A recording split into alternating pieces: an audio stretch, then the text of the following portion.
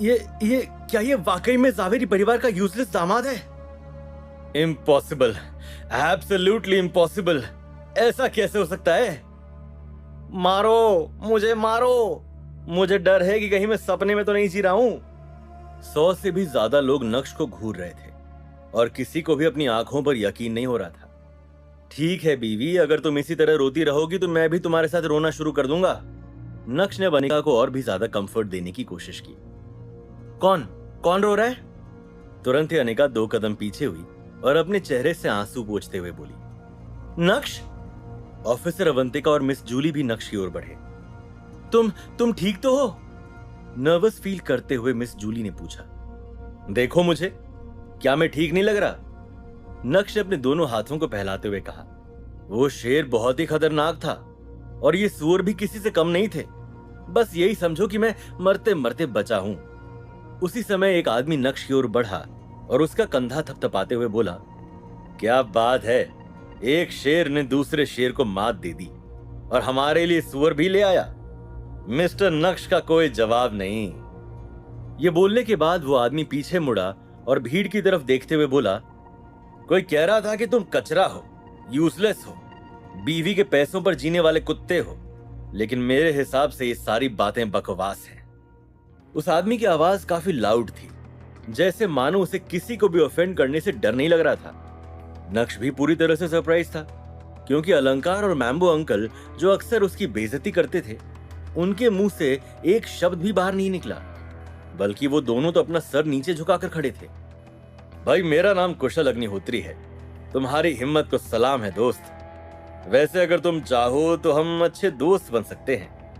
ये बोलते हुए कुशल ने जेनरस अंदाज में अपना हाथ आगे बढ़ाया। मेरा नाम नक्श है। मुस्कुराते हुए नक्श ने भी अपना हाथ आगे बढ़ाया और उन दोनों ने हाथ मिला लिया। अक्सर ऐसे मौकों पर नक्श को नीचा दिखाया जाता था, लेकिन आज ऐसा नहीं हुआ, बल्कि आज लोग खुद नक्श से दोस्ती करने के लिए आगे आ रहे थे और ये देखकर नक्श को काफी अच्छा लगा। नक्श और कुशल की दोस्ती सभी को खटक रही थी और सभी जलन के मारे नक्श को देख रहे थे, क्योंकि नक्श को नहीं पता था कि कुशल अग्निहोत्री खानदान का इकलौता लड़का है। कुशल के दादाजी नीलकंठ अग्निहोत्री सूरत शहर में 50 साल पहले आए थे और तब उन्होंने अपनी मेहनत से एक छोटा सा बिजनेस शुरू किया था, जो आज विदेशों तक पहुंच गया था। आज अग्निहोत्री परिवार के पास ना सिर्फ एक कंपनी है, बल्कि इतनी सारी कंपनीज हैं कि उन्हें देखने वाला भी कोई नहीं है। नीलकंठ जी से तो अब काम होता नहीं है, इसलिए उन्होंने बिजनेस की सारी रिस्पॉन्सिबिलिटी कुशल के हाथ में दे दी है। अग्निहोत्री परिवार की बात की जाए तो नीलकंठ जी बहुत ही रिजर्व नेचर के हैं। ना तो कहीं जाते हैं और ना ही किसी से मिलते जुलते हैं। वो काम से काम रखने वाले इंसान हैं। लेकिन उनकी इज्जत के क्या ही कहने, क्योंकि उन्हें सूरत में इतने साल हो गए हैं, इसलिए बड़े से बड़ा इंसान भी उनके सामने झुकता है, भले फिर वो इरफान भाई हो या फिर कपिल मेहता। इसी के साथ कुशल की रेपुटेशन भी चमकी हुई है। मैं भी बहुत लकी हूं कुशल कि मुझे तुम्हारे जैसा दोस्त मिला। अलंकार ने नक्श की ओर देखते हुए कहा और ये दिखाने की कोशिश की कि कुशल तो उसका पहले से ही अच्छा दोस्त है। कहीं नक्श को ऐसा ना लगे कि हीरो सिर्फ वो ही है। नक्श ने अलंकार की बात पर ध्यान नहीं दिया और कुशल की तरफ देखकर मुस्कुराने लगा। कुशल भी समझ गया था कि अलंकार अपनी हेकड़ी दिखाने की कोशिश कर रहा है।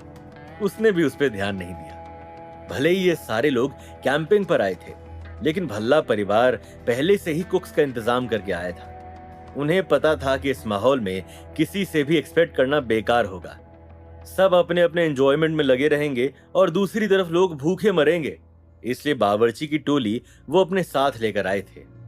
जीवराज भल्ला की कमांड पर जल्दी से कुछ कुक्स वहां आए और उन 2 जंगली सुअरों को वहां से ले जाने लगे। यकीन मानिए, वो 2 सुअर इतने भारी थे कि 5 आदमी मिलकर भी नहीं उठा पा रहे थे। पता नहीं नक्श अकेला अपने कंधों पर 2 सुअर कैसे लेकर आया। जल्द ही लोग अपने अपने ग्रुप्स में बट गए और बातें करने लगे। लेकिन आज जो भी कुछ हुआ, उसके बाद उस पहाड़ पर जाने की हिम्मत किसी में भी नहीं थी। कुशल को एक जगह मिल ही गई जहां पर वो नक्श के घाव को ट्रीट कर सकता था। हालांकि उन दोनों को मिले हुए अभी बस 1 घंटा ही हुआ था, लेकिन उनकी बॉन्डिंग देखकर ऐसा लग रहा था जैसे मानो दोनों सगे भाई हों। हंसते हुए बात करना, एक दूसरे की बात को समझना और सबसे जरूरी एक दूसरे की इज्जत करना, ये सारे गुण उन दोनों में साफ दिख रहे थे। नक्श, इस जगह को लेकर तुम्हारी क्या राय है? क्या यहां पर विला बनाना सही रहेगा? अचानक से कुशल ने पूछा। क्या बात कर रहे हो? क्या तुम्हें भी रियल एस्टेट में इंटरेस्ट है? चौंकते हुए नक्श ने कहा। नहीं नहीं, बस मुझे तो ऐसा लगता है कि ये जगह बहुत अच्छी है। यहाँ का इकोलॉजिकल एनवायरनमेंट बहुत अच्छा है। विला बनाकर इस जगह को डेवलप करना बहुत ही अफसोस की बात होगी, रिग्रेट करते हुए कुशल ने कहा। हाँ, इस जगह को हम इकोलॉजिकल जू में कन्वर्ट कर सकते हैं, नक्श ने पहाड़ और जंगल की तरफ देखते हुए कहा। इतना बड़ा जंगल है, अफसोस होगा अगर इसे इंसान के लिए हटाया गया तो। ऊपर से यहाँ पर ट्राइब्स भी बहुत होंगी, वो परेशानी खड़ी कर सकते हैं। उसी समय अचानक से कुशल की बीवी अदिति वहां आई और बोली कि उसे नदी किनारे वॉक पर जाना है। नक्श, मैं मैडम जी को थोड़ा घुमा कर लाता हूं, हमारी बात कंटिन्यू रहेगी। कुशल ने अपना हाथ अपनी बीवी के कंधे पर रखा और मुस्कुराते हुए बोला। ठीक है, नक्श ने मुस्कुराते हुए अग्री किया। अदिति ने भी नक्श को देखकर सर हिलाया, उसके बाद पीछे मुड़ी और वहां से चली गई। अदिति ने व्हाइट कलर का क्रॉप टॉप पहना हुआ था, जिससे उसकी कमर के ऊपर का हिस्सा साफ दिखाई दे रहा था। उसकी कमर पर एक बहुत बड़ा ड्रैगन जैसा टैटू था। पतली कमर थी, सेक्सी फिगर था, लेकिन कोई भी मर्द उसे देख नहीं रहा था। देखता कैसे, वो कुशल की बीवी थी, और किसमें इतनी हिम्मत कि वो उसकी बीवी को देखे। अग्निहोत्री परिवार आंखें निकालकर गोटी खेलेगा, गोटी। जल्दी ही ऑफिसर अवंतिका और मिस जूली अनिका को फॉलो करते हुए नक्श के पास आ गए। नक्श, सच बोलूं तो मुझे समझ ही नहीं आ रहा कि तुमने उस शेर को कैसे भगाया, क्यूरियस होते हुए मिस जूली ने कहा। और उन दो सुअर को तुमने कैसे मारा? यह सुनकर अनिका और अवंतिका की आंखों में भी क्यूरियोसिटी दिखने लगी। उनके हिसाब से ये सब एक आम इंसान नहीं कर सकता था। वहां मौजूद लोगों में नक्श को अवंतिका से बेहतर और कोई नहीं जानता था। हालांकि अवंतिका ने नक्श को खुद ही चोरों से लड़ते हुए देखा था, दया शंकर से पीछा छुड़ाते हुए देखा था, बैंक के रॉबर्स से लड़ते हुए देखा था। वो ये भी जानती थी कि नक्श के पास ताकत की गोली है, लेकिन क्या एक आदमी शेर से लड़ सकता है? बस इस बात पर उसे नक्श पर भरोसा नहीं हो रहा था। हाँ, अरे मैं बहुत लकी था, उस शेर ने तो मुझे दबोच ही लिया था। लेकिन तभी इतने सारे जंगली सुअरों का ग्रुप वहां आ गया। उन्होंने शेर को वहां से जाने के लिए मजबूर किया, तो शेर और उन सुअरों के बीच में फाइटिंग हुई। उस लड़ाई में वो दो सुअर मर गए थे। मौका देखकर मैंने उन्हें उठाया और निकल लिया। शातिर अंदाज में मुस्कुराते हुए नक्श ने अपनी कहानी बताई। ये सुनते ही वहां मौजूद लोगों के मन में नक्श को लेकर ख्याल अचानक से बदल गए। मुझे पता था एक यूजलेस दामाद शेर और जंगली सुअर से कैसे लड़ सकता है। कहानी तो ये है, और हम पता नहीं क्या ही समझ बैठे थे। धत तेरी की। अपनी आवाज नीचे करो और थोड़ा अपना दिमाग लगाओ। वो दोनों सुअर 90-90 किलो के हैं, यानी 180 किलो। एक आम आदमी अपने कंधे पर 180 किलो कैसे उठा सकता है? वो भी तब जब उसे पहाड़ से नीचे आना है। इसमें बहुत ताकत चाहिए। ऐसी ताकत का क्या फायदा? क्या उखाड़ लिया? किस्मत अच्छी है बस, वरना आज तो राम नाम सत्य हो जाता। सही बात है, अगर खेल ताकत का ही है तो जाओ ना किसी कंस्ट्रक्शन साइट पर, पत्थर उठाने का काम करो। क्यों अपनी बीवी के पैसों पर पलना है और घर पर मजे से सोना है? लोगों के मुंह से अलग अलग राय सुनने के बाद सभी जोर जोर से हंसने लगे। अलंकार भी कड़क अंदाज में नक्श को देख रहा था। अभी वो कुछ बोलने ही जा रहा था कि तभी अचानक से एक आवाज सुनाई दी। सभी जल्दी से यहाँ आओ और देखो, कुछ हो गया है। नक्श ने देखा कि कुशल अपनी बीवी अदिति को हाथ में उठाकर भीड़ की तरफ भागा चला रहा है। यहाँ पर कोई डॉक्टर है? जल्दी से आओ और मेरी मदद करो। एंग्शियस होते हुए कुशल ने इधर उधर देखा और चिल्लाते हुए कहा। उसी समय नक्श ने देखा कि अदिति, जो कुशल की बाहों में थी, उसका शरीर धीरे धीरे पर्पल होता जा रहा था। उसके मुंह से लगातार थूक निकल रहा था और उसका शरीर कांप रहा था। साला ये सब क्या चल रहा है यहाँ पर? तुम्हें दिखाई नहीं दे रहा है क्या? अंधे हो?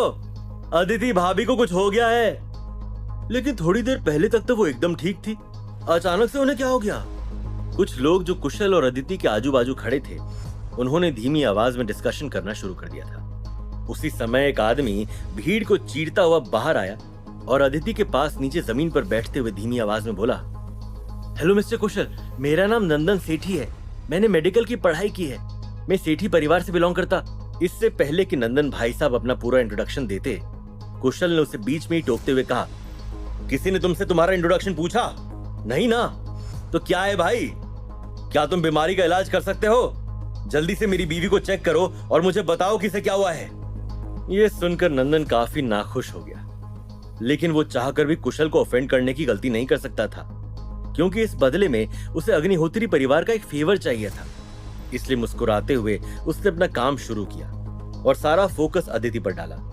नंदन कोई बड़ा डॉक्टर नहीं था, वो फिलहाल ट्रेनिंग ले रहा था। 5 मिनट तक अदिति को अच्छे से चेक करने के बाद फाइनली नंदन के एक्सप्रेशंस काफी अगली हो गए थे। मिस्टर कुशल, आपकी वाइफ की हालत तो बहुत ही ज्यादा खराब है। मेरे हिसाब से ये 1 घंटे से ज्यादा सर्वाइव नहीं कर पाएंगी। बुलशिट! अगर तुम्हें इलाज करना नहीं आता है तो यहां से दफा हो जाओ। कुशल बहुत ही डोमिनेटिंग किस्म का इंसान था और इस सिचुएशन में वो अपनी बीवी को लेकर कुछ ज्यादा ही एंग्शियस हो रहा था। मिस्टर कुशल, मैं जो कह रहा हूं वो सच है मेरे नॉलेज के हिसाब से। मैं अब कुछ भी नहीं कर सकता हूं। हालांकि ये बोलते हुए नंदन को बहुत डर लग रहा था, लेकिन वो कुशल के सामने सारी सच्चाई रखना चाहता था। यही तो एक डॉक्टर का काम भी होता है, भले वो कोई बड़ा डॉक्टर नहीं था। कुशल ने अपना सर घुमाया और अलंकार की ओर कड़क अंदाज में देखते हुए बोला, अब भल्ला परिवार क्या करेगा? उन्होंने तो इस कैंपिंग में आने से पहले ना तो किसी अच्छे डॉक्टर की और ना ही किसी एम्बुलेंस की फैसिलिटी प्रोवाइड की। अगर मेरी बीवी को कुछ हो गया तो। कुशल की बात सुनकर अलंकार का चेहरा अचानक से पीला पड़ गया। कुशल भाई, प्लीज शांत हो जाओ, मैं अभी एम्बुलेंस को कॉल करता हूं, लड़खड़ाते हुए अलंकार ने कहा। कुशल का गुस्सा देखकर वैसे भी उसकी दुनिया हिल गई थी। अलंकार बहुत ही एरोगेंट किस्म का इंसान था। भले ही किसी को कुछ भी हो जाए, लेकिन उसके चेहरे पर हमेशा एरोगेंट लुक रहता था। लेकिन यहां कहानी में ट्विस्ट आ गया, क्योंकि उसका सामना कुशल अग्निहोत्री से हो रहा था और उसके सामने वो एरोगेंट बिल्कुल भी नहीं हो सकता था, वरना उसकी शामत आना तय थी। उसी समय नक्श भी भीड़ को चीरते हुए बाहर आया और बोला, फालतू में अपनी एनर्जी वेस्ट मत करो। यह जगह शहर से काफी दूर है। अगर एम्बुलेंस आ भी गई तो भी हम अदिति को बचा नहीं पाएंगे। नक्श, तुम कहना क्या चाहते हो? क्या तुम मेरी बीवी को बचा सकते हो? यह बोलते हुए कुशल के चेहरे पर अचानक से खुशी आ गई थी। इससे पहले कि नक्श कुछ बोलता, अनिका ने जल्दी से नक्श का हाथ पकड़ा और 2 से 3 कदम पीछे की तरफ बढ़ी। मिस्टर कुशल, प्लीज आप गलत मत समझना, लेकिन नक्श को इस बीमारी का इलाज करना नहीं आता है, पैनिक करते हुए अनिका ने कहा। अब नक्श क्या करेगा? क्या वो फिर से आगे आएगा? और क्या अनिका उसे आगे आने देगी? चलो मान लो कि अगर नक्श आगे आ भी गया, तो क्या नक्श को अदिति की बीमारी का इलाज करना आता है? क्या नक्श अदिति को ठीक कर पाएगा? डॉक्टर के हिसाब से उसके पास सिर्फ 1 घंटा है, तो इस 1 घंटे में नक्श क्या उखाड़ लेगा? कौन करेगा नक्श की मदद? क्या अदिति को बचा लिया जाएगा? अगर ऐसा हुआ तो फिर नक्श की रेपुटेशन का क्या? लेकिन अगर ऐसा नहीं हुआ तो फिर क्या? जानने के लिए सुनिए इन